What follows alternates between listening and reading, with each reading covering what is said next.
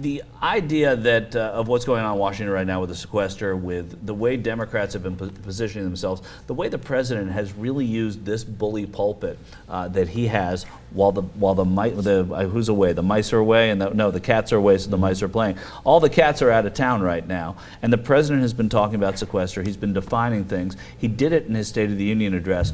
I really feel like this is all about 2014. That the president really wants Nancy Pelosi to be Speaker of the House in 2014. He wants to own all of the issues that are popular in America. He's listening to polls, as he's very good at doing, not always good at reacting to the things that are in those polls, but he's certainly good at looking at the polls. But here's what the Democrats now own in 2014. They own the minimum wage increase. They own the gun control issue, right? They own comprehensive immigration reform. So they send their congresspeople into the districts right now on these issues. The Republicans have nowhere to go, and these are issues that are universally popular in America right now. Yeah, and when you look at minimum wage, over 70% agree that we should raise it to $9. So yeah, it's a huge margin. When you look at gun control, at least on the issue of registration, it's at 83%. You know, and by the way, on assault weapons and high-capacity magazines, it's well over 50%. So those are all winning issues. And on immigration reform, obviously, the Latino vote is hugely going towards Democrats, and the Republicans don't have a lot of margin for error. And then we just had the head of the Judiciary Committee for the Republicans, Bob Goodlatte, say yesterday, pathway to citizenship, who needs it? Right. Have at it, Hoss. Yeah, keep doing this stuff. And you know, the Democrats, we have to remind you, they won in popular vote, they won the Congress, but for Republican and smart Republican gerrymandering and red mapping that they did in the last election, 2012. That's why it really doesn't matter what the percentage of the country feel about things if in those districts. This is what's smart. When you have these issues in your back pocket, smart by the Republicans to do the red mapping, obviously. But now I think the Democrats are going across the board and will be able to swing some of those races, because they were still tight. Even though they were gerrymandered, there were still a lot of tight races in the House.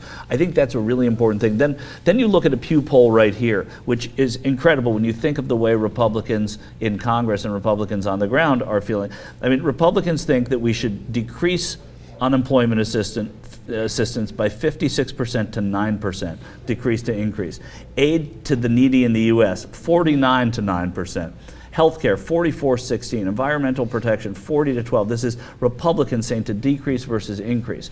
When you see that difference in America, and you see the candidates they're sending out to represent that is so far out of the mainstream. They're in their own echo chamber. They are in their own echo chamber, and they also have created these little vacuums in these districts. But these districts, those vacuums are not fail-safe. They're not without holes. No, that's true. They are. The people are. You know, and what you're talking about is their echo chamber is. But the echo chamber is not going to reverberate to push the echoes inside every one of those districts. All those things fit with the simplistic mentality of the reason people are unemployed is because we're giving them too much and they're just lazy, and you got to force them to go get a job. Correct. But as more and more people, listen, a $9 minimum wage, what's that, $18,000 a year? That's nothing. I saw a documentary that you should all watch when it comes on HBO. It's called American Winter. And what they did, and we had this guy on the War Room, the director of the movie, he went into a 211 call center, which is the emergency center. My water just got turned off. My son doesn't have enough food today. All these calls. They went into Portland, Oregon, took 8 random families, profiled them for a movie. There's a woman who got an $8.80, that's minimum wage in Portland, $8.80, a job for $8.80. On the week, she gives plasma every other day, and she goes scrapping, which is taking scrap metal and selling it on the weekends, going to abandoned homes and apartments, which is legal, gets the scrap metal, and then sells it, just to make ends meet on minimum wage. So we're saying, these Republicans are saying $9, no, when $9 is $18,000 a year. So the bubbles are amazing. So, you know, inside the financial bubble, they believe that we're owed everything. We work really hard, and you know, so obviously we should pay the lowest taxes of anybody in the country. And they get themselves to believe this stuff. Do you know how hard it is to go on 3 or 4 ski vacations a year? Do you have any idea?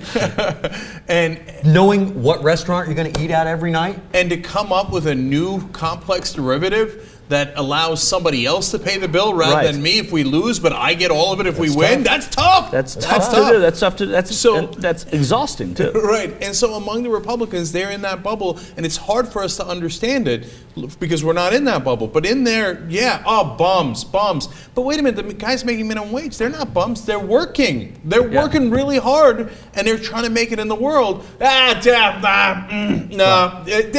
the free market should determine it. You're going to cost their jobs. You just pay them lower and lower and make them work on the weekends and get 2 jobs, 3 jobs. Make their kids work as janitors, as Newt Gingrich said, during the campaign, etc.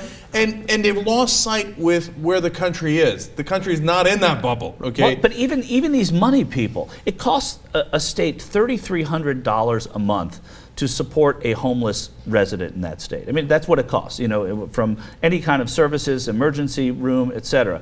It costs them $200 a month in Oregon, $200 a month to keep them from being homeless. So to subsidize somebody whose electricity gets turned off, whatever it is. Let alone arresting guys for smoking pot, Right. and then it costs you like $35,000 to $50,000 a year, depending on where you are, to house those guys inside the prisons. Exactly. It's insanity, right? But people make money off of that, etc., and that's why we're in the situation we are. And speaking of money, that's the last thing holding up the Republican Party. If you took out the power of unlimited corporate money flowing into our politics, the Republican Party would collapse like a house of cards. They would be over within 2 election cycles. It's not to say that word Republican Party would disappear, but their ideology would be wiped off the mat. They would have to reorient the party towards more libertarian, but in a lot of ways more progressive than the Democratic Party. That's what would happen without a doubt, because they have no popular support. Inevitably, the Republican Party is going to have to move libertarian. They can't maintain an authoritarian, party style. Yeah, and there's this dichotomy that they have set up that is untenable, where they do talk about the ideology of free markets and individual freedom, and then their entire party is based on giving out goodies to multinational corporations, whether it's the defense industry, the banks, the oil companies, etc. If the Republican voters ever found out how, they already know their politicians are liars, but they have no idea the degree to which they're liars. Yeah. And if they've got wind of that and realized, they've been feeding you that stuff just to purposely lie to you so they can get the money to their corporate donors, the whole party's a house of cards. It's a house of cards.